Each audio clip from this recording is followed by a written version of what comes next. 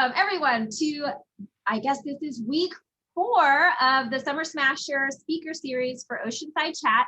We are very, very happy to welcome Jay Goss. He is a partner at Wavemaker 360 Health.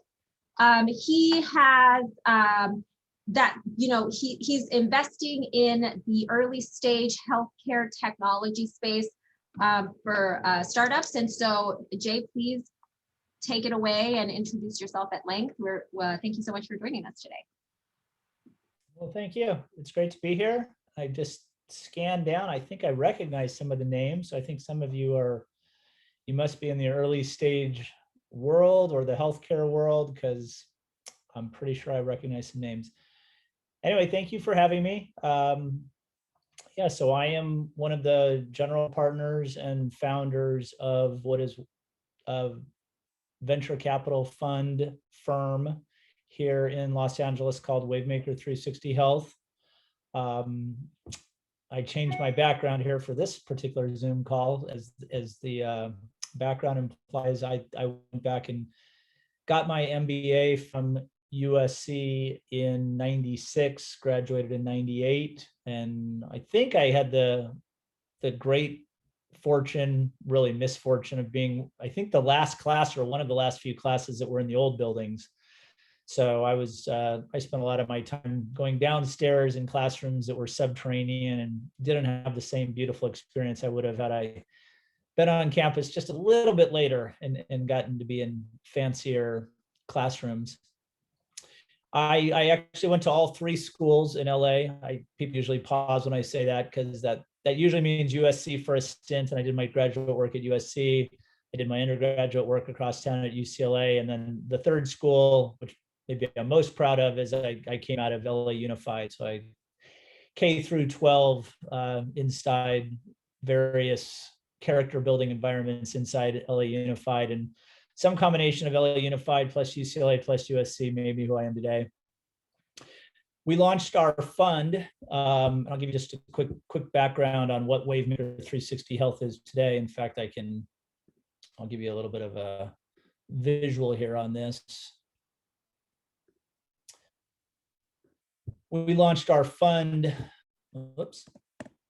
in 2017, 2018. That's when me and my original singular partner got the fund off the ground. And as our name implies, we're a healthcare fund. Our big belief was Los Angeles collectively, maybe you could even say Southern California if you wanted to be a little bit more generous geographically, had everything going for it when it comes to healthcare innovation and entrepreneurship. You know, we have the best schools. One of my favorite things to do is to get into arguments with people that basically on my end of the argument is I would put USC, UCLA, and Caltech up against Stanford, Berkeley, and UCSF all day long, and I think I'd win. And obviously, any kind of a tech ecosystem needs really good colleges and universities, and I think we've got 3 of the best, and 2 of those 3 are very, very big. And that is important too, because ultimately these early stage companies need talent. So you can't have too many rinky-dink schools. You got to have schools that have a lot of students that are graduating every 4 years or every 6 years or whatever the case may be. But we have a lot of other great infrastructure. We have some of the best healthcare companies in the world in this part of the city, this part of California. We have Cedars-Sinai, we have UCLA Medical Center, we have Keck at USC, with City of Hope, which so many people kind of lose sight of because it's not in the really the cool part of town, but it's one of the most prominent cancer centers in the world. We have a lot of payers. We have a fair amount of the pharmaceutical industry here. So we have everything you need. But myself and my original partner that I started the fund with, our contention was we don't have a lot of venture capital that is focused on or has the courage to invest in early stage healthcare. So over and over and over, the folks that start these early stage companies here in Southern California had to, get on the Southwest Airlines flight and go up to San Jose or go up to San Francisco and find the venture capital up there. And it always seemed to me that's not smart. So we didn't want to be a generalist venture fund that invests in a bunch of different industries. We wanted to focus singularly on healthcare because that's where we thought there was a supply and demand mismatch. And again, this goes back to 2017 or so when we were first putting this whole venture fund concept together. So that's what we did. We launched our first fund and started investing out of it in 2018. And for most purposes, it's a venture fund like just about any venture fund that you might have looked at. What makes us a little bit different, again, is we're focused 100% on a singular industry. So I think last time I looked, 91% of all venture funds are multi-industry, or what are called generalist funds. And then 9% of us have the focus, in our case, laser focus, to make a bet on one particular industry. And we chose the healthcare industry for some reasons that hopefully will be obvious in a minute here.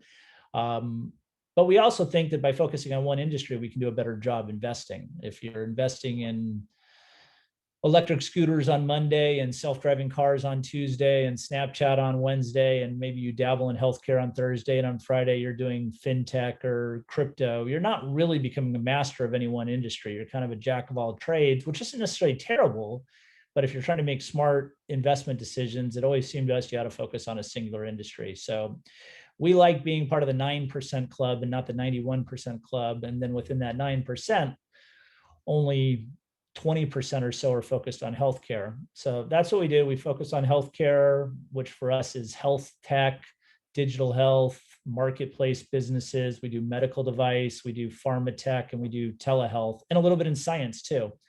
But what isn't in our category, what is not in our area of focus, is biotherapeutics. So if you're familiar with all the good work that gets done down in San Diego, up in the Silicon Valley, certainly Boston, there's lots of pure play venture funds that only do biotech.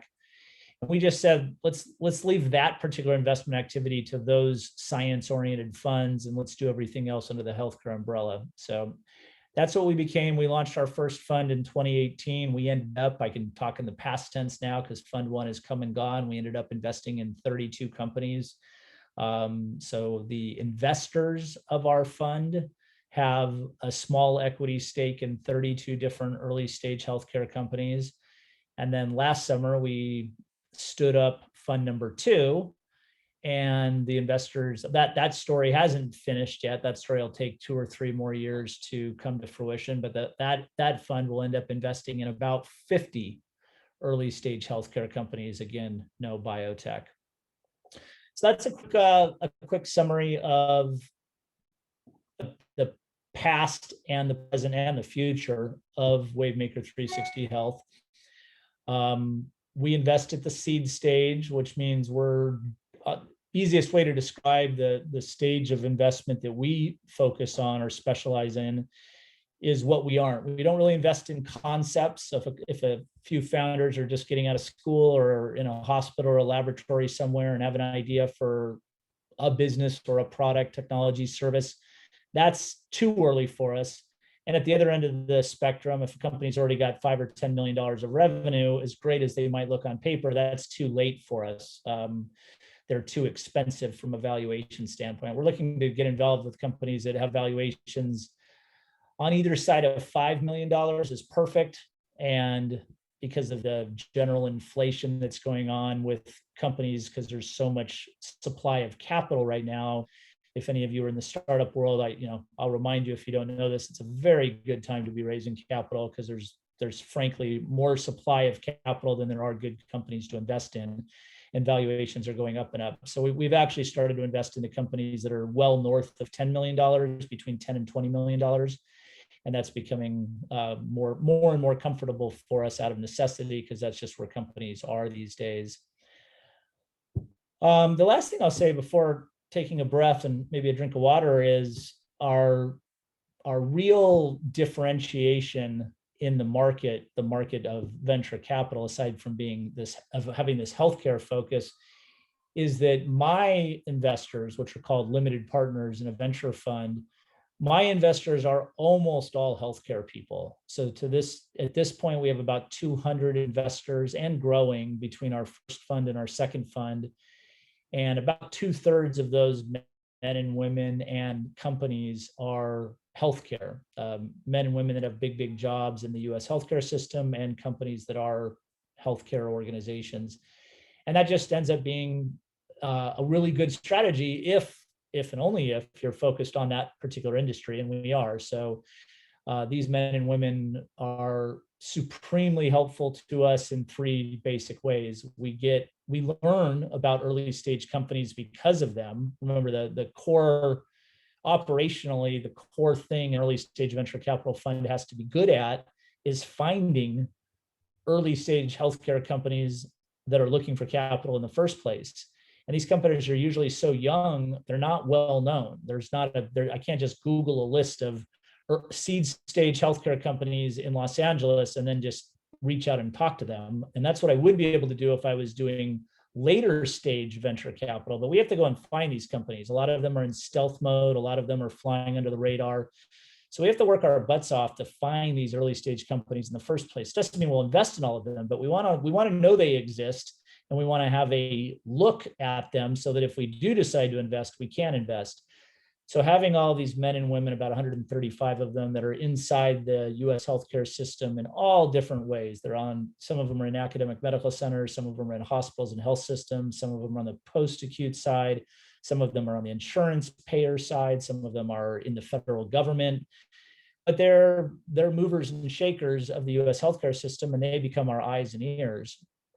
So that's helpful. They also help us evaluate these companies. So they all have very narrow focus areas. So most of them are, instead of being a mile wide and an inch deep, which is what I would characterize myself and most of the people on my core team, these men and women tend to be an inch wide and a mile deep. So the thing they know about healthcare, they know a lot about healthcare. So I can get a second opinion about a company that we're considering investing in from them in a way that could be really helpful to our decision-making process. And then lastly, these limited partners are probably triply valuable to the fund in that once we make an investment in a company, we can reach back out to them and say, hey, could you help this company? Could you make an introduction for this company into your employer? Could you join the company's board? Could you become an advisory member? Could you help them some way, shape, or form with their commercial strategy? And oftentimes the answer is yes. One of the companies that's a USC spinout that we invested in called GibLib. Some of you may have been familiar with Brian Conyers' company. We've been able to help Brian all over the country, and mostly because the who's doing the helping are investors, not even my core team. My core team's day job is being an investor, but our limited partners, their core job, their main job is working inside these big hospitals and health systems and payers and all the alike. And many of our early stage companies sell their product, technology, or service into these big enterprises. So it gives us a giant, what we call an unfair advantage to the benefit of the companies that we invest in. So that's a really quick overview about me and starting this fund. Briefly, in the interest of sharing some of the glory here, I'll put the slide back up. Share with you who the rest of the team is. So I started the fund with John Knackle, who's well known to USC. He's guest lectured in classes, and he's a thought leader for a few decades now in the healthcare industry. For those of you that know the consulting world, he got going and then ran for most of his 25-year career the global healthcare practice for all of Ernst & Young. And then he left Ernst & Young after 25 years and went to become the CEO of Ingenix, which we would now call Optum, which is one of the big crown jewels of United Health Group. My background was all around early stage company work. So I worked with startup after startup 33 different times before I started this venture fund. So whereas John and the two of us for a while were the 1-2 punch of the fund, whereas John really played at the deep end of the pool when it comes to healthcare industry of the United States, I was almost at the complete opposite spectrum, dealing with nothing but startups and innovators and entrepreneurs, and learning the good, the bad, and the ugly of what the startup world means. And that turns out to be a pretty valuable skill set when you're evaluating companies for investment. Eric joined us shortly thereafter. He has a health system background, so he's been involved with UCLA Medical Center, UCSF, Cedars-Sinai, where he built the Heart Institute there. And then most recently, he was behind the Daughters of Charity roll-up that became Verity Health, for those of you that followed that. And it then dovetailed nicely into Dr. Patrick Soon-Chung and his acquisition. I think at the time, he was the wealthiest man in Los Angeles, bought that hospital group. Tom Zenti is our executive in residence, and way back when his hair was a little darker, he was the chief operating officer of Cedars-Sinai here in town. He was there for 10 or 12 years, and then the second half of his career, he went over to become the CEO of University Hospitals, which is one of the most successful hospital health system success stories, if you will, in the US. Turned a failing small hospital system into a big hospital system in Ohio. It's now close to $5 billion, 28,000 employees, a big operation. Kwame joined us out of the FDA. So we do invest in medical device while we don't invest in drug discovery. And story for another time, but when you invest in medical device, you need to know, or at least my theory is, you need to know how the FDA thinks. And unless you have an FDA insider, you'll end up making a lot of mistakes and do a lot of learning the hard way. So we decided to short circuit that. And when we discovered that Kwame was coming from Maryland and Virginia out to Los Angeles, relocating his family, we pretty much met him at the airport, rolled out the red carpet, and made sure that he joined our fund, because he gives us, there aren't a lot of people like Kwame out here in Los Angeles. A lot of people like Kwame tend to exist in the Northeast in big numbers, but people like Kwame and the brain on his shoulders do not exist very much in Los Angeles. So he's really helped us develop our skills in investing in medical device companies. Lisa Reed Miller is our chief financial officer. Dr. Barot joined us about a year ago, just a little bit more than a year ago, come to think of it, just before COVID. He's our first clinician, so it was time to actually have somebody who had the DR in front of his name. So we brought in Dr. Barot. He's located in Virginia Beach, which also gives us a presence on the East Coast. I didn't mention in my opening that we do investing all over the United States. We have a little bit more focus here in Los Angeles because that's our home court advantage. We do a fair amount of investing in Northern California, but increasingly, of the 38 companies that are in our portfolio today, increasingly they're all over the country. So while we are an LA-based fund, we're investing in companies all over the United States. We also have one company in Canada, and interestingly, we have one company in Singapore. So Dr. Barot gives us that physician's lens to help us evaluate companies. And then lastly, and most recently, we added Frank Stonebanks, who has a complete life sciences background, both on the finance side of life sciences as an investor, as well as a company operator. And we do a fair amount of science investing. Sequance, which was founded by a couple brothers, one of whom was a PhD student at USC. Another one of our USC investments is pure life science company. And again, we don't do drug discovery, but that doesn't mean we are anti-science. We've invested in a metabolomics company. We've invested in a cell isolation company. So we will invest in the sciences world, and Frank helps us do that. The point of all of this is you got to have even though we only invest in healthcare, you need to have a pretty well-rounded team, because the healthcare industry is a pretty well-rounded industry, and it's almost impossible for anybody to know everything about the US healthcare system. So now I will pause. I think I'll glance at the chat button. There's a lot in the chat, so there's been a lot of networking. I don't think there are any questions in the chat, but if anyone has any questions for Jay up until this point, please either use the hand raise function or just turn on your video. I have a question, Jay. I mean, one of my questions initially was, do you guys invest out of Southern California? And then you answered that. And then my next question is, what do investors at your fund specifically look for in a business plan from teams who are looking to get your investment. For instance, I mean, are there areas in the healthcare space that you really want teams to already be kind of proficient in, or is it kind of you're not particular in any particular place in the business plan world? Like, Yep. What do you look for? So we are pretty decidedly opportunistic, which is not to say that's the only way to go. So I'll try to speak out of both sides of my mouth here for a minute. It's a completely legitimate strategy to wake up one day as a venture fund and say, I've heard a lot about telemedicine. I am going to deliberately spend the next 6 months looking for telemedicine companies, and that's going to be a big focus area. Or remote patient monitoring, or maybe you care about mental health or diabetes, a medical condition. We, however, don't do that. We kind of look at it as, golly gee, healthcare is so big, it's probably smarter for us just to try to cover the United States, pay attention to everything and everything under the healthcare umbrella minus biotherapeutics, and let the cream rise to the top.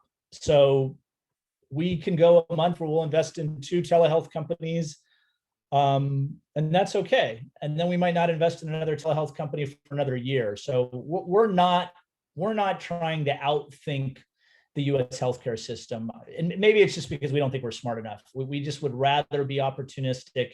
And if we meet Joe Dunham at USC and he's got a really interesting genomics test reagent kit that he sells into the sciences arena, and that's the best thing we've seen in a while, then we're going to invest in it, even though it wasn't on our short list. So we look at ourselves as opportunistic investors when it comes to the healthcare industry. What we're looking for in companies is really no different than what other VCs are looking for, whether they're healthcare VCs or non-healthcare VCs. We're looking for a product that's done-ish. I mean, the product is never done, whether it's a medical device or a piece of software or even a service. You're always improving upon it. But like I said at the beginning, we're not looking for companies that have an idea for something. If it's a cool PowerPoint presentation, but they haven't written any lines of code, they haven't worked on the medical device, it's just an idea. That's a tell me more, but let's talk again 6 to 12 months later. Personally, I pay a lot of attention to what evidence the company has that there is some product market fit and willingness to pay. Doesn't mean they have to have $100,000 of monthly revenue or $1 million of annual revenue or some of these arbitrary thresholds that some venture capital firms put on their founders that they talk to. We don't do that. But I say this phrase a lot, and those of you that know the healthcare industry will kind of know what I mean tongue in cheek. But I say all the time, the good news is we know the healthcare industry really, really well. The bad news is we know the healthcare industry really, really well, meaning we know how hard it is to sell into Marty Sargent at USC. You can have the greatest product in the world that can solve a big problem for that particular hospital or health system, but it's still hard to work through the conservative decision-making process that most hospitals, most health systems, most payers, the big insurance plans have. And most of the companies that we look at aren't direct to consumer. And that's because most of healthcare isn't direct to consumer. That said, it's changing, but the vast majority of the money we spend with a hospital or a clinic or skilled nursing facility or a payer.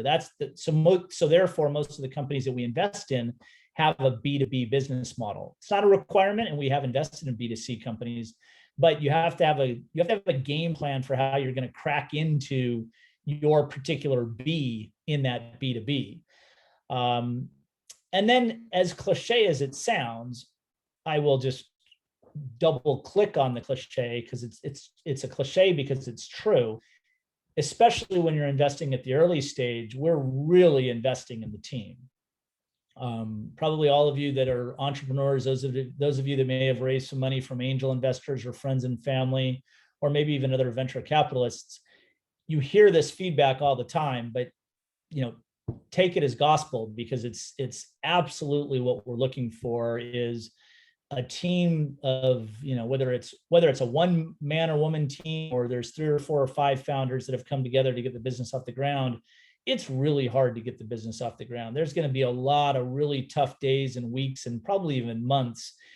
And so we're very carefully evaluating these companies' founders to try to pressure test them to see if they have what it takes, in our judgment, to get that company off the ground, especially when you're going to be faced with adversity. You're going to have a tough payroll coming up. You're going to get turned down by 3 big hospitals all in the same week.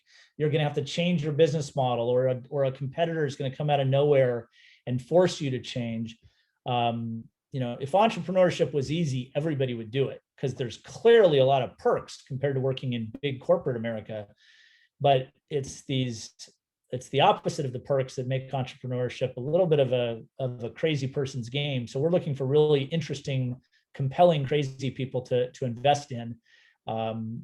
So the more I say this as a little bit of guidance.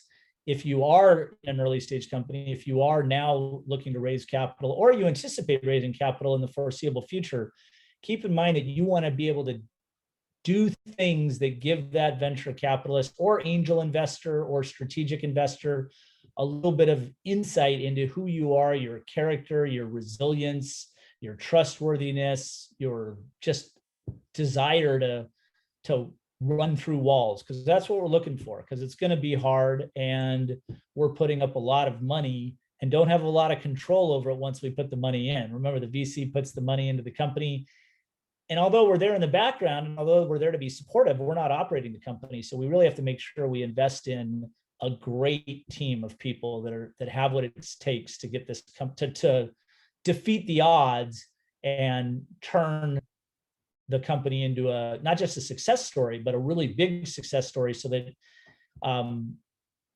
somebody comes out of the woodwork to acquire it. Remember, just for those of you that are trying to understand the flip side of the coin, and I don't think I understood this when I was back in business school. I'm not even sure I understood this in the years after business school. But if you're talking to a venture capitalist about raising capital, it's probably a good idea to understand what my motivations are. What are my economics? My economics as a venture capitalist are, first of all, I've got a big bank account thanks to my investors, and I need to spend that money. So believe it or not, I have pressure to find companies. If I go too many months without finding good, compelling companies to invest in, investors start to lose confidence in me. So I'm believe it or not, I'm eagerly looking for companies every single day to invest in. But, and this is the almost counterintuitive part, a venture capitalist doesn't win if he or she invests in your company and your company just goes on to become a good, successful, profitable company. In fact, that's almost the kiss of death. If 10 years later, you're just a $10 million company that's generating $2 million a year of profit, which, by the way, is an incredibly awesome accomplishment, it does me no good. I need you to be a $20 million company and maybe have $500,000 of profit, but I need Johnson & Johnson or Abbott or Amazon or Medtronic or fill in the blank to knock on your door and want to acquire you, because it's the acquisition event, the liquidity event, that my investors get the real payday. You becoming a nice, profitable business does me no good, does my investors no good. So you need to think about that dynamic when you're talking to venture capital funds, because that's all we care about. All we care about is you getting bigger and then you getting acquired. In the case of healthcare, you might go IPO, you might become part of a roll-up of a private equity strategy, but probably 8.5 or 9 times out of 10, what we're fantasizing about is that one of these big healthcare corporations that grows through acquisition decides that they want to acquire you and wants to pay a nice premium to acquire you. And there's 50 companies in America that famously gobble up all of these early stage healthcare companies, not all of them, but the good ones. And I need my companies to be on that short list of companies that get gobbled up. Great. We have a question from David Gerber. Hey, David. Hi. Hey, Jay. Thanks very much for a really, really awesome talk. just really quickly, I have two groups of questions. I'm faculty at USC, and I'm also building a startup. And I advise all of the undergrads on this call in terms of what they're learning during the summer. Two groups of questions. One is the selfish set related to what we're doing, and then the generic set. On the selfish set, we've actually built a B2B SaaS for capital planning and to enhance the achievement of sustainability or any standards that a capital plan must achieve. And our actual client is Niagara Health. So our first paying client is actually a hospital. So the selfish question is, when I looked at your team, I would see the classical investment verticals within healthcare, but do you also invest or vet or look at companies that support the infrastructure and the build out of healthcare hospital portfolios, for example? Oh, happily. Yeah. Interesting. Okay. I tell people all the time, follow me around for a month and you'd be shocked at some of the companies that I'm looking at, because they would not be the traditional narrow-minded, what we would call healthcare companies. I'm happy to look at an energy drink. If it's a healthy energy drink, I'm happy to look at a company like what you're talking about. And I'm also, to even further answer your question in the affirmative, we also look at companies that don't singularly focus on the healthcare industry. One of our most that was my next question. Is Triple Blind. Triple Blind has a technology, an encryption technology, and there's two obvious markets for encryption: financial services and healthcare. We don't care about the financial services, but we don't exclude them from our thinking. So the company has to be doing something in the healthcare industry, but if they want to do something in healthcare and then other industries, have at it. We're happy to hear that story. Okay, well, that answers the first group of questions. The second is more generic to the 9% type of VC that you guys are. And one question is, how do you protect the follow-ons, right? You're very specifically focused on seed. It said on your slide, you write the $300,000 to $500,000 checks. You like valuations between 5 and 10, but because of the amount of capital out there, you're having to go a little bit bigger. But when you make that seed investment, you're anticipating an A, a B, a C, an acquisition. What's the strategy or practice for how you protect, assuming there's upside in every of these follow-on rounds? Yeah, I'll give you a case study, but I have a case study slide that nicely addresses that. Actually, I have a Chicago company and an LA company, so let's pick the LA company. In fact, some of you have to know this company because we have 38 companies in our portfolio after 3 years of investing.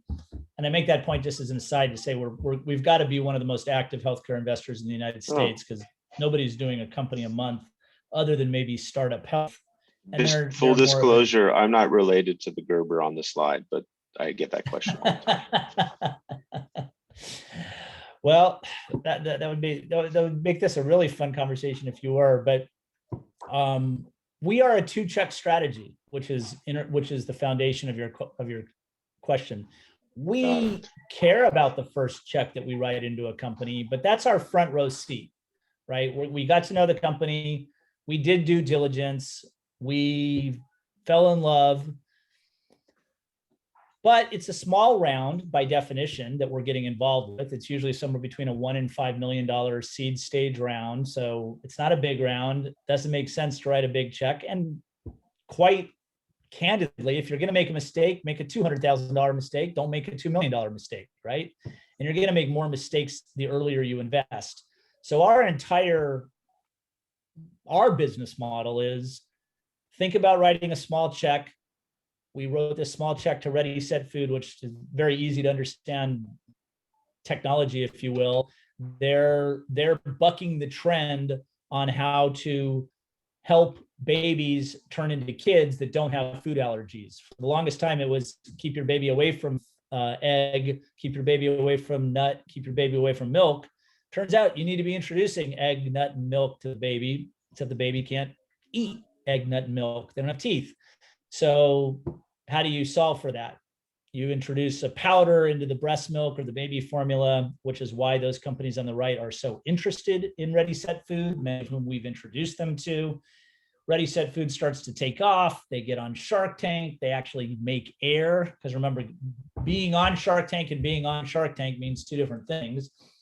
We don't have a lot of experience with Shark Tank. We'll probably never have another company in our portfolio that has been on Shark Tank or will be on Shark Tank, but it was fun to have one of 38 on Shark Tank. We had our fingers crossed. The episode aired a year and a half ago. Mark Cuban jumped out of his shoes, outbid the other sharks now on national TV, and put money into the company, ended up putting money into the company again. The company ended up getting Danone, which is one of the biggest, we know them as the yogurt guys here in the United States, but around the world, Danone's one of the biggest food manufacturers, period. So Danone ended up being a 7-figure investor in this. So we put another $200,000 in, and I'm happy to report this is a company, he's an LA founder, well known in the LA healthcare world, Daniel Zakowski. Happy to report that the third rectangle there that says TBD now has 500,000 in it. So we put another $500,000 into it recently. So I guess that makes it a 3-check strategy. But the point being is we want to get more money into the winners. And probably the hardest thing I do for a living is distinguishing the winners from the non-winners as these companies are growing up. But I have to have that discipline. I have to invest about half of our capital into the first check, and then half of the capital into only the best performing companies in the form of a second and more aggressive investment.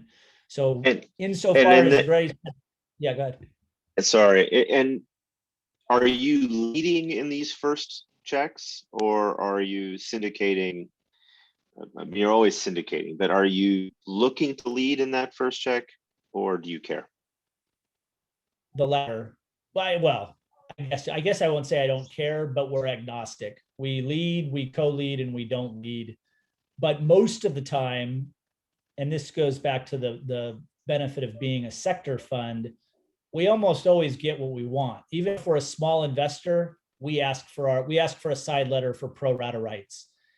And as you can imagine, even if it's we've co-invested with Andreessen Horowitz into big sort of Silicon Valley sized rounds where we have no right we should have no expectation to get our pro rata rights. And for those of you on the phone, that just means I have the right to be able to invest in the next round to maintain or possibly increase my percent ownership.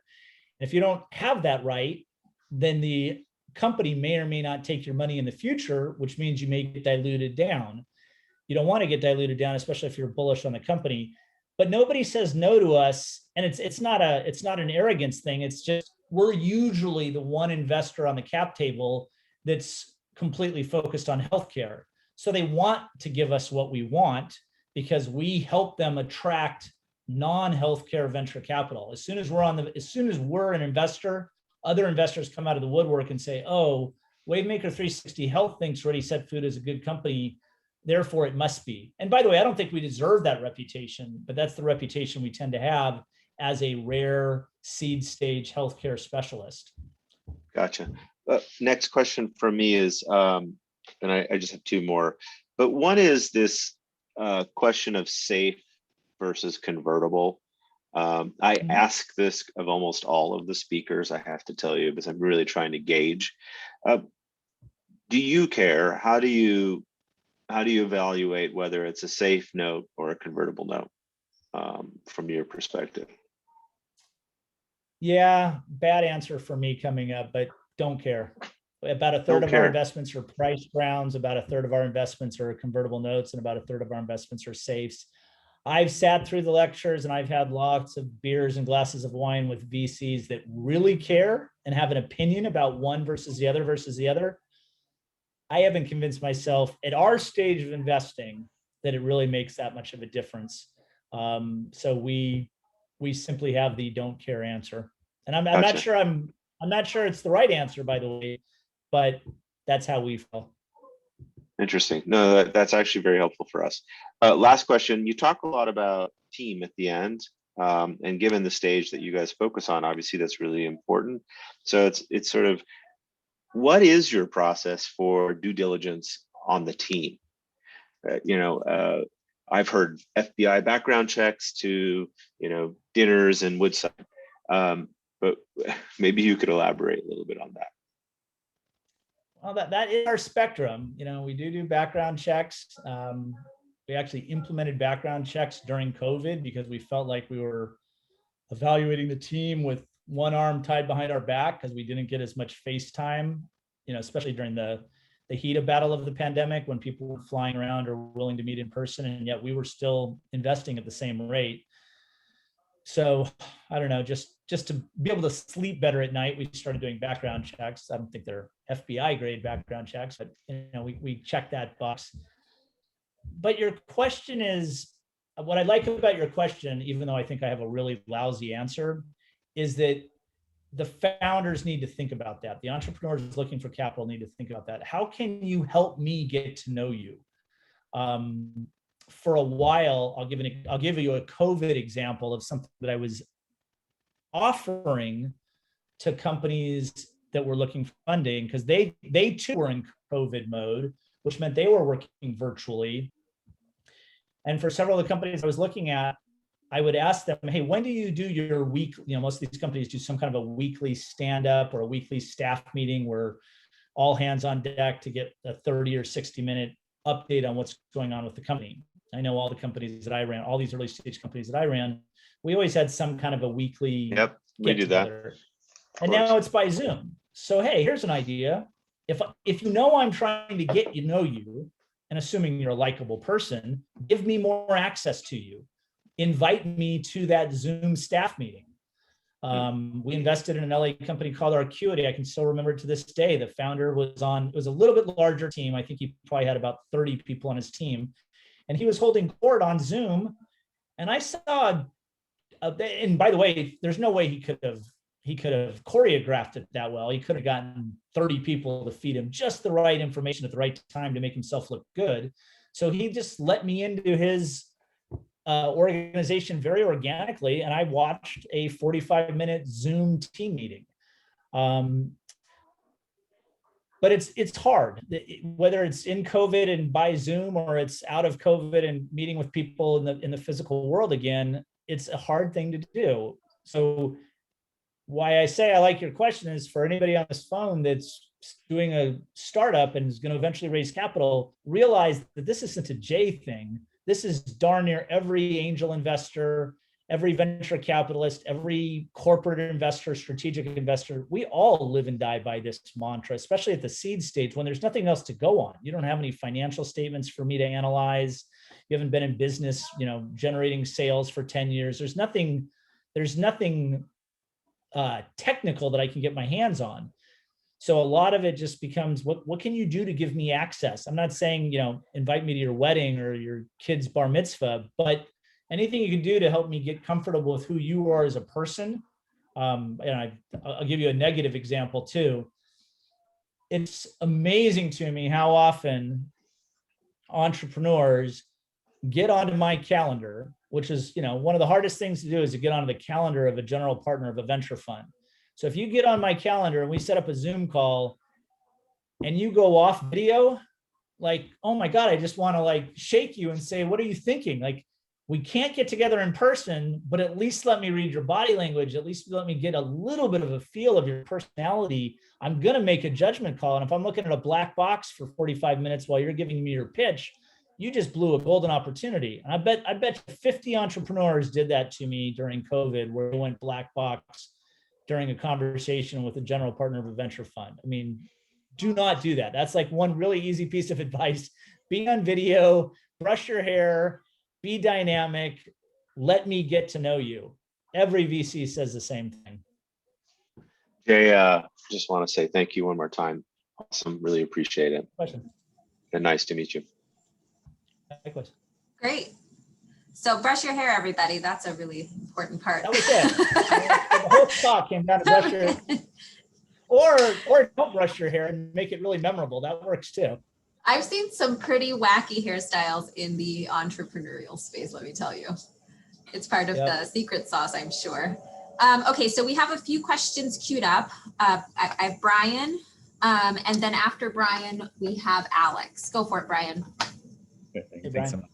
much. Thanks, Jay. So I'm Brian Cohn. I'm a recent graduate from USC Computer Science, and I'm working on a project at a company. And really, what I'm working on right now is designing a value proposition around data access and better trying to understand, like, how do companies form when they have access to things like, huge data sets of data from, x-rays, for example. And so something that I'm curious about, just understanding, not for our company as an investment, but I just want to better understand, as a VC, when you're looking to create a value proposition to startups and to the companies that you want to make partnerships with, what are the kinds of ways that you try to establish bonds between the startups you invest in and the pharmaceutical or healthcare or government or industry partners? Like, what are the strategies you take to say, all right, well, we have this company that has this cool algorithm, AI or whatever, let's pair them up with this person we know at this company, let's make that link, because that would rise the value of the company, because it would establish some path for them. So I guess my question really is about, what do you think is the right way for a VC group in general, to establish data connections and data partnerships around healthcare, specifically in like EMR or in that kind of, health records or imaging?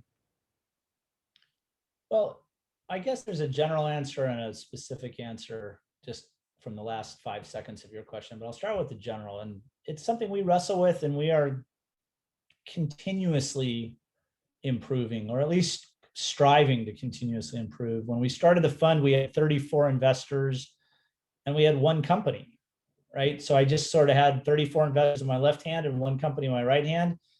And on my drive home from Pasadena to Sherman Oaks, I asked myself, who among my investors could help this one company? And then 3 years later, I've got 38 companies in my right hand and 200 investors in my left hand. I can't do the mental math. I can't draw the connections anymore. So we recognized that about 1.5 years ago, and we hired somebody to build out, and her only function is to make the connection between this huge group of limited partners and this growing group of portfolio companies, making connections all day long. She tries to get to know our limited partners as well as she can. She tries to get to know our companies as well as she can. And today she might connect 4 companies to 11 investors. And tomorrow she might connect 3 companies to 12 other investors, and just the manual effort. And each time it's introduced the 2, get them to get on a Zoom call, talk shop, maybe, and then we get out of the way, because at that point there's nothing else we can do. When it comes to healthcare data, I don't know. I mean, we give talks on this topic. We're big believers. There are naysayers in the venture capital world around the concept of big data as it applies to healthcare. We are not in that group. We have many investments in our fund for which the ultimate reason we invested in the company is they are doing something with their data or somebody else's data that if they get it just right, the data is going to be much more valuable than the actual product or technology they sell transactionally right now. Computer vision is a wonderful example. There's a lot of digital health examples. And it has to happen. I mean, this is why we give talks on this. It has to happen because the United States, every one of you should either become a healthcare investor or you should be a construction investor. And the reason I say that is there's only 2 ways we're going to solve our problem in this United States.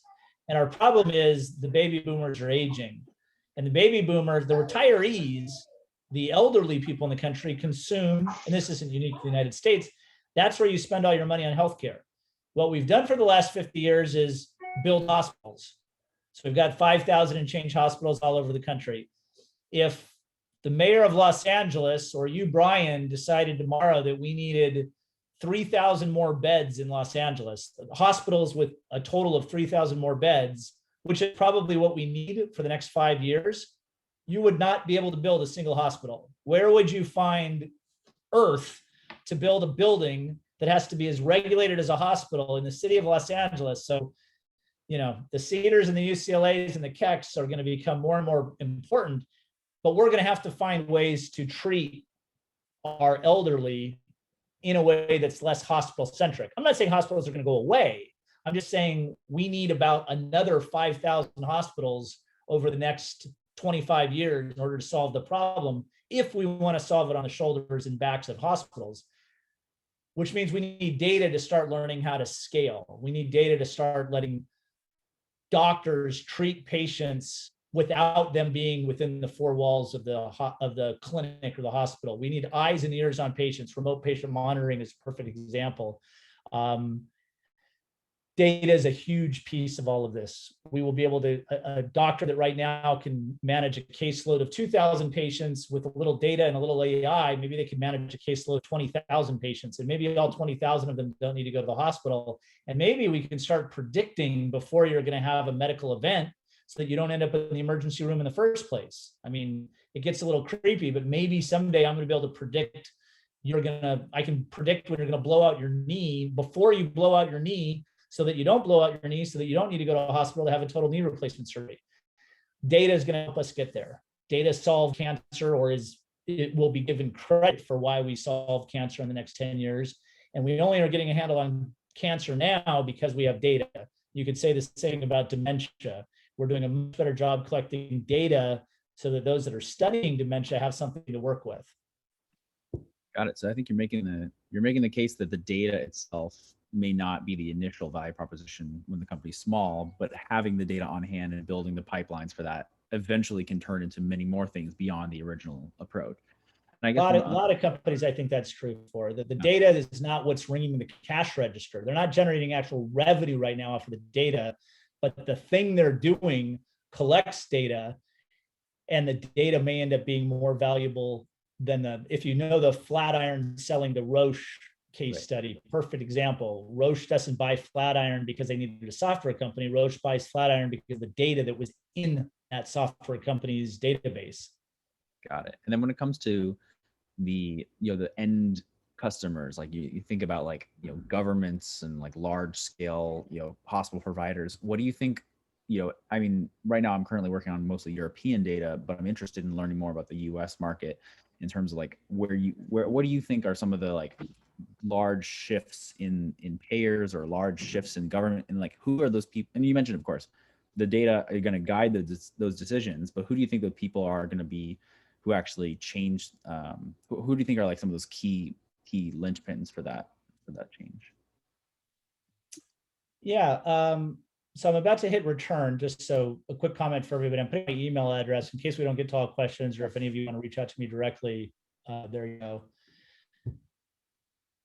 I think the most thoughtful answer I have for that question, which is also another 1 hour talk, but I'll give you the 30-second version of it, is the change in the United States away from fee for service to value-based health. Most of you are going to be too young to have lived through the 20 or 30 year heyday of fee for service health. But you have an idea of what that is. Starbucks is fee for service, right? The more cups of coffee they sell, the more money they make. Most of the US healthcare system over the last 50 years has been built on this model of fee for service. Gradually, whether you're looking at Medicare Advantage or the Kaiser Permanente model or bundled payments, or if I didn't mention Medicare Advantage, value-based health, more and more programs are being set up to say fee for service, not horrible, but value-based health as an economic paradigm is better. It rewards the health system for keeping you healthy instead of rewarding them for taking care of sick people. I use the example all the time. I'll compare and contrast Keck with Kaiser Permanente. If you are the CFO of the hospital known as Keck, your favorite day of the year is when you show up and the parking lot is full, all the beds are full, you're at maximum capacity because you're fee for service. Just like Starbucks is happiest when it has a line out the door. Conversely, if you're the CFO of Kaiser Permanente and you show up to your parking lot and the parking lot is empty and nobody is in the building, you've just had your best financial day because you still made $1,200 per member per month, but nobody came to the hospital to consume services, so you were more profitable. Those business models are changing everything. Totally. Yeah, I think that makes a lot of sense. I'll definitely reach out. I'd love to pick your brain, other angles here, but I think, yeah, it's great. Thanks for doing this. You got it. Great questions. Jay, we have one more question queued up, and then I have a few videos open, so I'm wondering if those are questions as well. We are hitting time, and I know that you said that you can stay later, so hopefully everyone will be happy to stay on also. Before we move on to the next question, I'm just going to do a really, really quick plug for next week's speaker, Kevin DeBray. He's from Stubbs Alderson. He will be coming in and doing a legal clinic that are usually closed to the garage only. But during Summer Smasher, we open up one of them. And this year's Summer Smasher Legal Clinic is going to be on the pros and cons of patents. So please feel free. And that's a great law firm, by the way. For all of you, just a quick plug. I have no affiliation with them, but many, many startups in Los Angeles use that firm. So we certainly have a lot of experience working with them because our portfolio company is on the other side, usually with them, oftentimes with them as representation. Yeah, and Kevin has been working with the Thai office at Viterbi for such a long time. He comes from long before I started at the garage. And so he's just been such a great resource. Okay, so I'm going to pass the mic over to Alex for a question. And then I believe that we do have Isaac and Yu Chen maybe have questions after that. Go for it, Alex. All right, can you hear me okay? Yep. Hey, Jay, so great to meet you.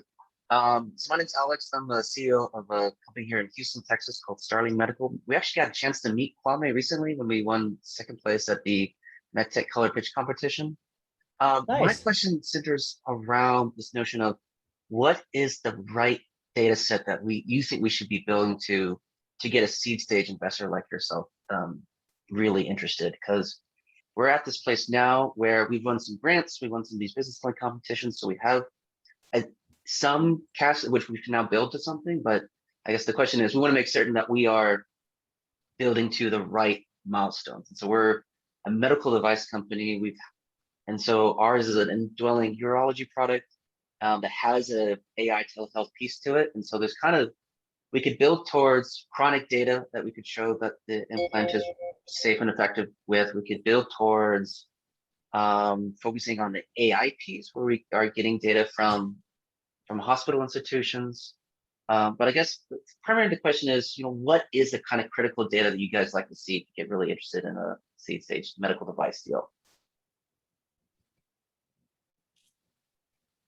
That's a tough question. I mean, what I need to do is listen to the rest of your pitch for 45 minutes and give you more feedback. But baked into your question is vocabulary that I listen for. In other words, you're in a perfect world, if you all think about it, and I've been the entrepreneur, like I mentioned in my opening, I was on the other side of the fundraising table my whole career until 3 years ago. In a perfect world, you raise another day's worth of capital to get you through the next day, and then you fundraise the next day, because that way you continually raise just a little bit of money, but at increasingly higher valuations. But that's of course not practical. So you have to make these judgment calls as to whether or not you've gone as far as you can go with the capital you have to where the story is exciting enough to a new level of investor and be milestone oriented. And I'll give a specific example here in a minute, to convince the investor that if you put another 500,000 or another 5 million or somewhere in between, I'm going to get to the next milestone that will make money fall from the sky. The whole chessboard here is not what you're doing. It's not your question. The chessboard is, what's it gonna take to do your next raise? Who cares if I put $1 million into a company? What only matters is if that $1 million gets circled up with maybe a couple million more, and then a year and a half from now, you're able to raise 10 or 15 or $20 million. That's where the big de-risking moment happens. So and I think this is where venture capital sometimes turns left and angel investors turn right. We're really focused on that. We're focused on your next raise. Even though we're talking to you about this current raise, it's all about getting enough capital and an company that's going through the FDA journey is a perfect example. So if you know Kwame, you know how those kind of people think. But getting to, let's say, a 510K clearance is a big value inflection. It will be a lot easier for you to raise and at a higher valuation once you have that. So maybe you need to raise $1 million because that, with a little bit of a cushion, that's what you need to get your rubber stamp of approval from the FDA. Or maybe you need to get a pilot in place, and it's going to take you 18 months to get the pilot in place and then the data from the pilot. But after that, the whole world is going to want to invest in you and become your customer. So you're always thinking, and that's why I'm giving you the compliment of being milestone oriented.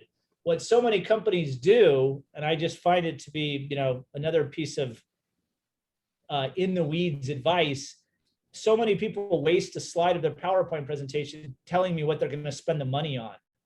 And guess what? Everybody spends the money on the exact same thing. So resist the temptation to make slide number 14 the pie chart where you tell me you're going to pay for salaries and marketing and product development and IP. Everybody spends money on that. That pie chart is of no value to me.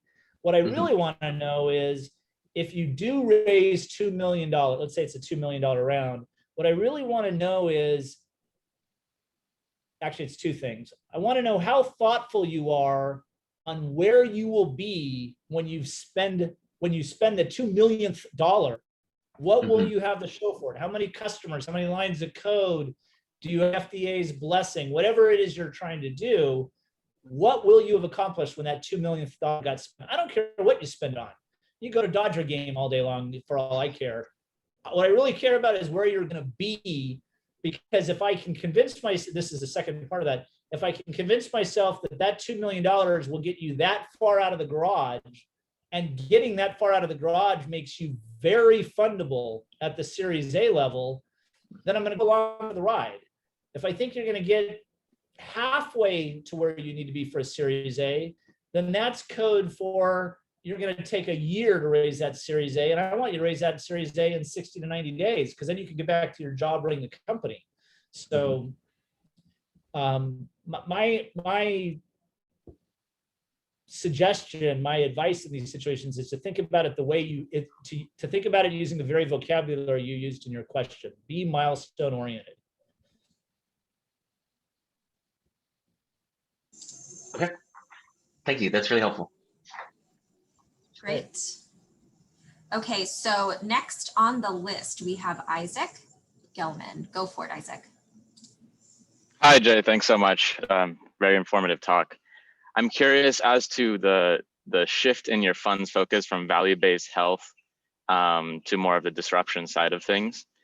What do you see as the primary difference in the market dynamics? I see that disruption, a lot of disruption sort of companies might have a sort of a low barrier to entry. So when I'm thinking about starting something in the future, I'm thinking, oh, that's kind of a big concern. So I think it depends on the business, but a lot of the sort of digital health, especially like, data analytics sort of applications, I feel have a little bit lower barrier to entry. Well, you kind of caught us in a marketing branding moment of truth in your question. When we launched the fund in 2017, 2018, if I was giving this exact same talk, I would have talked extensively about the industry's transition from fee-for-service to value-based health. It's what we cared about, and we believed it. And we believed that was a good lens upon which to look at early stage companies. But then 38 companies later, trust me when I say many of the founders that we invested in didn't even know what value-based health meant. They have developed it, but in other words, nobody wakes up one day and says, oh, I'm going to start a company and I really care about value-based health. That's just not the way it works. You care about diabetes, so you start a company that's going to solve diabetes, or you care about labor and delivery or dementia or something that's going on in the back office. You find a problem. You don't wake up and decide to become a healthcare economist and think deeply about the industry's transition away from fee-for-service to value-based health. So we enlarged, from a vocabulary standpoint, we enlarged how we talked about our fund to say, we really do care about things that are disrupting the healthcare industry. Entrepreneurs love disruption. If the healthcare industry was super stable, there'd be no entrepreneurship, right? When an industry is going through disruption, and arguably the healthcare industry is going through its golden era of disruption, then other entrepreneurs can come out of the woodwork to take advantage of that disruption.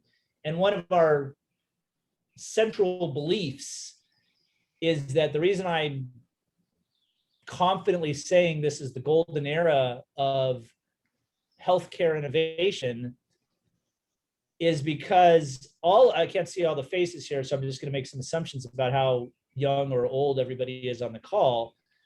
But whether you're 17 or 97, you saw the same thing I did. I'm 51, and the same thing I saw, or the thing I saw was, if you went to the doctor's office 20 years ago and you walked up to the counter or the receptionist to check in, you got the clipboard and you filled it out and you looked past the receptionist, there were usually between 4 and 14 file cabinets behind the receptionist. And that's what medical records were. They were paper and pencil. And then our country and most countries said, maybe we should pay attention to what the Silicon Valley has been doing. We should actually computerize or make electronic or make digital computer records. So we spent, depending on who you ask, we spent between 15 and 20 years and $1 gajillion making sure every health system, all the way down to a small dental practice, no longer was doing everything paper and pencil. So if you think about this forest for the trees wise, you have an industry that just now has finally made the foundation of its business digital. And now all these things can be layered on top of it. But you couldn't really have, you couldn't have remote patient monitoring, because how is that remote patient monitoring going to interact with the doctor's office? It couldn't talk to the file cabinet. It needed the file cabinet to be a database. It took us a long time to do that. The remote patient monitoring companies that I've invested in, the remote patient monitoring wasn't that sophisticated. We could have had that 10 years ago, but most medical practices have only gotten their act together with respect to EMRs and EHRs in the last 10 years. My favorite example, my favorite example is this guy, right? Yeah. You guys remember Alexander Graham Bell developed the phone 143 years ago. Why did we just now put telehealth together? I mean, of course, the iPhone is a little cooler than what Alexander Graham Bell built, but we fundamentally could have been practicing telehealth 143 years ago, because that's when we had the phone. The doctor had the phone, the patient had the phone. We could have been doing a little telemedicine, but we didn't have billing codes. It was illegal in certain states until very recently.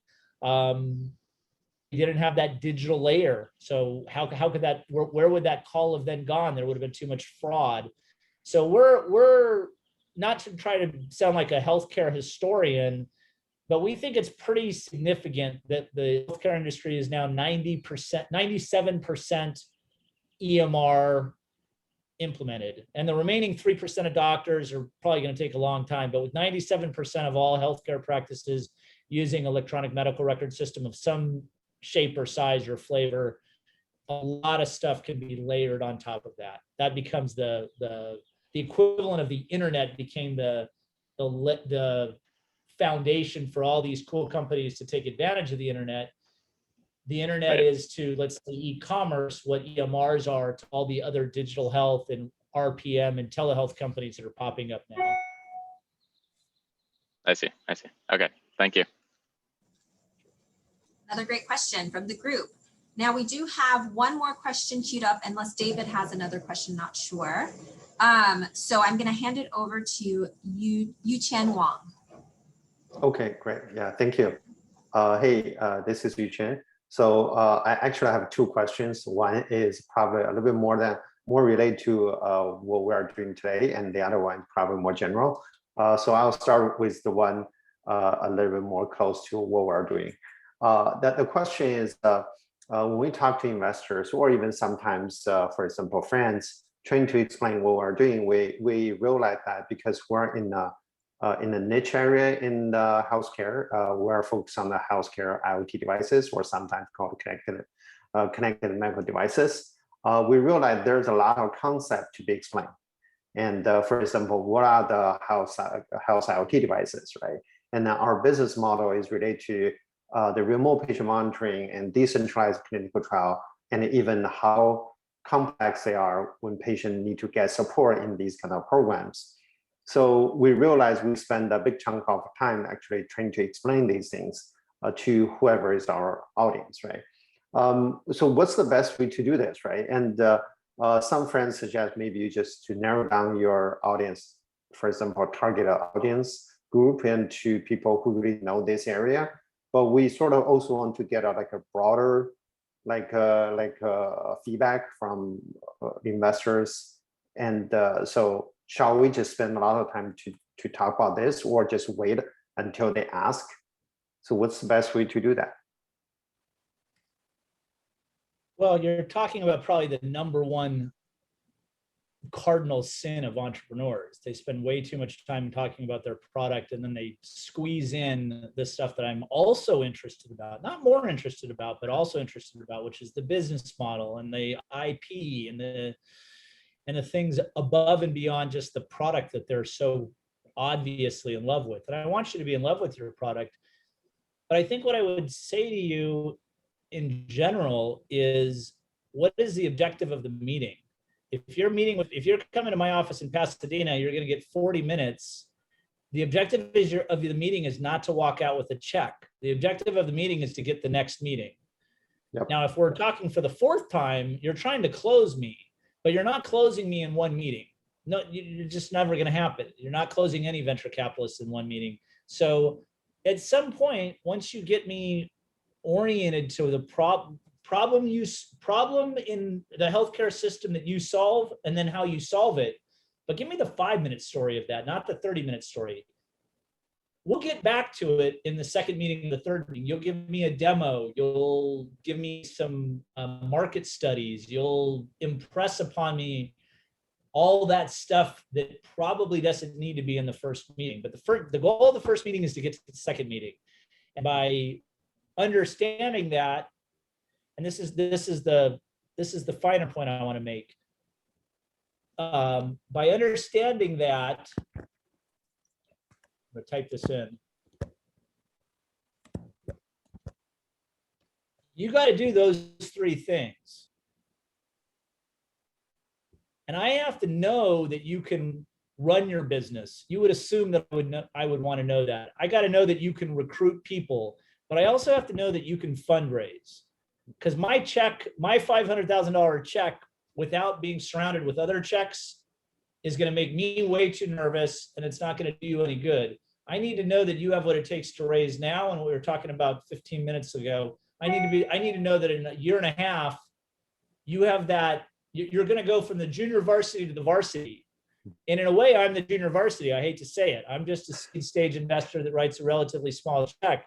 But a year and a half from now, you're going to put on your best hoodie, and you're going to get in a Southwest Airlines flight from Burbank to San Jose, and you're going to go try to raise venture capital from the Silicon Valley investors, and they're tougher, and they should be tougher. They're writing bigger checks, and you're in much bigger competition for their dollars. So the more you can demonstrate to me, even in the first meeting, that you know how to raise, the better. And knowing how to raise, I did a call this morning, and we had 6 or 7 people from our fund, and the woman and her co-founder, doctor, they were on minute like 37, and they were still talking about the product. And my team had just completely, you could see it in their eyes, they were completely checked out at that point. That should have been 7 minutes talking about irritable bowel syndrome, and then the rest of the time I'm talking about something else. I know plenty about irritable bowel syndrome. I'm a healthcare venture capitalist. So keep that in mind. And now, just to spend 10 more seconds speaking out of the other side of my mouth, if you're talking to a non-healthcare venture capitalist, you might have to do a little bit more of a deep dive with him or her. We know healthcare. All day long, we see healthcare deals. You might be looking at something we've never looked at, but we're still going to be a lot quicker student than if you go and talk to one of the generalist funds in Los Angeles. If you go to talk to, Crosscut or Amplify or Upfront, they aren't doing healthcare deals all day long. So you may have to spend 10 minutes with them, but only spend 5 minutes with me. I see. That's great to know. That's great to know. And the next question is what's the good time? How to? I think this is related to something you said. What's the signal you are looking at for the early stage startup? But I think how do we manage the timing, right? Because we're bootstrapping and we have some early attractions and we are growing on that. And but we also understand in the healthcare you just mentioned, right? Everybody wants to see some traction. And how do we, if we wait until that traction goes up and then to go to raise fund, that may in some stage like limit our growth because we need to hire more manpowers to really implement these everything our customer wants. Shall we? Some friends advise me to say, hey, you may talk to investor early on just to keep heads up, and then when things are ready, so that you can be much quicker. Is that a good strategy to go after? You know, it always amazes me. Entrepreneurs are so smart about their companies, but then they almost throw their analytical brain out at the window when it comes to talking to investors. There are two of my favorite isms I will give you here. The first one is if you present your company to 20 different investors, I know one thing for sure will happen. You'll get 20 different opinions.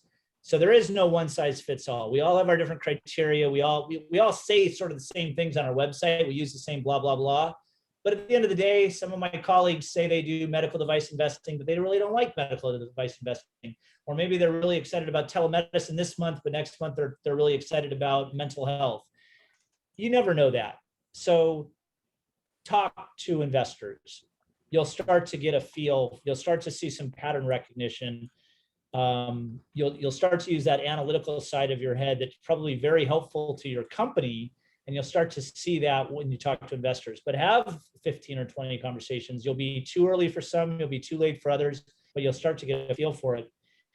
And then the second thing is you can't be on time. You're really asking me the question that everybody wants to know, which is how do I time it just right with the VC? God knows I don't even know how you time it right with me. And I certainly don't know how you time it right with the other 19 people that write checks in Los Angeles. So it's tricky, but you can only be too late or too early because there's no such thing as being on time, right? Mm-hmm. So therefore you have to be early. If you're not sure if you want to raise, I'll take meetings all day long with people that aren't necessarily doing a fundraise right now, but they're starting to think about a fundraise. You're going to get some practice. I'm going to get you in my database. I'm going to start to track you. I'm going to give you signals of whether or not I want to keep dating, right? And if you'll know very quickly if I'm blowing you off, and you'll know very quickly if I'm not. If I'm kind of starting to pester you a little bit, there's a woman up in Stanford right now that I know she knows what she's doing, but she knows I want her to get going with her fundraise. But she talked to me about 6 months before she really wanted to start taking in her next round of capital. And she's just kind of playing the game. It is a little bit of that cat and mouse game. But being there too early is fine. You don't have to need capital in order to get a meeting with a venture capitalist. Okay. That's very helpful. Thank you. Okay, it looks like, well, we're just want to check in with you. We're at 1:53 right now. Jay, are you okay for another question? I could do a short question. Otherwise, I got to stretch and get ready for a 2 o'clock call, and I haven't stretched in a while. So, okay, one more quick question from Andrew. Yes, I had a quick question for you related to different types of medical technologies, one being some things that are relatively simple medical devices versus those that are, let's say, STEM technology. In terms of presenting to you, is there a greater level of evidence that you would expect for something that's, let's say, more advanced or potentially requires more robust data than others, or are the presentations relatively simple? They're all more or less the same when you're presenting the VCs? Regardless of the technology itself, is there a higher level of evidence you have to see for something that's more of a conceptual or difficult technology to produce? Yeah. So I'll give you the answer, but I'll also say I'm probably not the right guy to ask the question to, because we won't do. If you take medical device and you put the spectrum of dental floss, which I think is a regulated medical device at one end of the Right. spectrum, and a pacemaker at the other end, we're good to go with a dental floss company if there was such a startup doing dental floss. And we're not going to do a pacemaker. Pacemaker is going to behave more like a biotech company that's going to need to go through a long clinical trial, hundreds or thousands of patients, long period of time. We like what I call outside the body medical device, which isn't to say we don't invest. We invested in Carlsmed, we invested in Materna, two very, very Invasive. white hot medical device companies in California. So we're not, we're not as strict as I'm making it sound, where if it's a medical device that's inside the body, we're against it. And if it's outside the body, but the more it's stents and pacemakers, and then the more it's behaving like a biotech company or a drug discovery company, biotherapeutics, in which case we're not going to look at it in the first place. So therefore, I don't have a lot of experience looking at those companies. Therefore, I'm only guessing at the answer to your question. But I actually think the answer to your question is probably only a little bit. I mean, generally speaking, whether it's dental floss or it's something, or it's capsule endoscopy, where it's the pill that goes through the track and it takes a 23-hour video of your digestive system. Right. Either way, you're going to have to convince the one is harder to understand because there might be more science around it. It might be new to the world. It might be on the inside of the body. Right. But on the other hand, if it's dental floss, everybody could do it. The barriers to entry are going to be lower, which means I might need to understand it on a higher level for that reason. Okay. So I don't think that's a big difference. But again, we won't look at the medical device companies that are more biotech-like from a product development journey standpoint. Okay. Appreciate that. Thank you. Yep. All right, Jay. You know, healthcare is one of those interesting spaces that affects everybody. There's, you know, personal healthcare, you have to worry about yourself, and then you have your family. You know, if you have a parent or a grandparent, people who are sick that need routine care. And then financially, you know, there's the insurance side of all of it.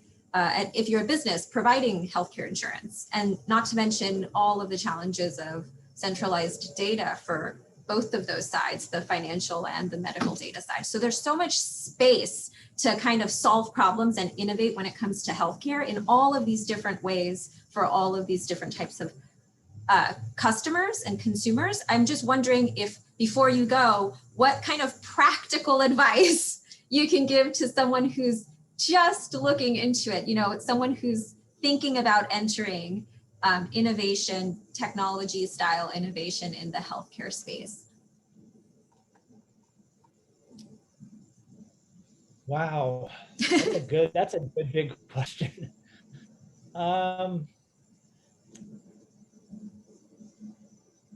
You know, I think maybe two pieces of advice. One, the hospitals and health systems in particular are increasingly establishing innovation departments or innovation institutes or innovation fill in the blank. So they've got, whereas 20 years ago, maybe one person at the hospital had the word innovation in their title. Probably nobody had the word innovation in their title. Now these, at least the bigger hospitals and health systems, have full-on departments focused on that. Cedars-Sinai famously runs their accelerator program, an example of that, and lots of manpower goes into that particular program. So finding these hospitals and health systems that are bigger than the small regional community hospitals, you know, all the way up to, let's say, HCA or Cleveland Clinic or Keck, good place to start. And the other thing is, if you're interested in this, a lot of the consulting firms have healthcare, most of the consulting firms have healthcare practices, and a lot of those healthcare practices are focused on innovation. So if you're interested in that kind of a job and lifestyle right out of undergrad or right out of graduate school, obviously all the big consulting firms are hiring USC kids, and they're hiring students from all the major universities. But then you get a lot of experience learning what's going on vis-a-vis healthcare innovation across 3 or 4 or 10 or 20 different healthcare companies that your employer is being hired to help. So the consulting track is another, possibly a means to the end. You may not want to be a consultant your whole life, but you might want to do that for 3 or 4 or 5 years. And then that gives you some insight that ultimately a hospital or health system or payer, by the way, a lot of this innovation is happening. A lot of the big insurance companies now have the same innovation functions. They even have venture capital departments. A lot of who I compete with now are the big insurance plans that have a venture capital bank account, and they are trying to invest in the same exact companies that I'm trying to invest into. Thank you. Thank you. This has been really great. I'm so happy we were finally able to get you to do an Oceanside chat. Hopefully we'll be able to wrangle you in many more times at the garage. Thank you so much for your time, Jay. Thank you, Jay. It was Thanks, excellent. everybody. Really appreciate it. Thanks, Jay. Bye, everybody. Thank you, Bye, and all. thanks to Arcelia. Yep. No problem. See you guys next week for Pros and Cons of Patents with Kevin DeBray.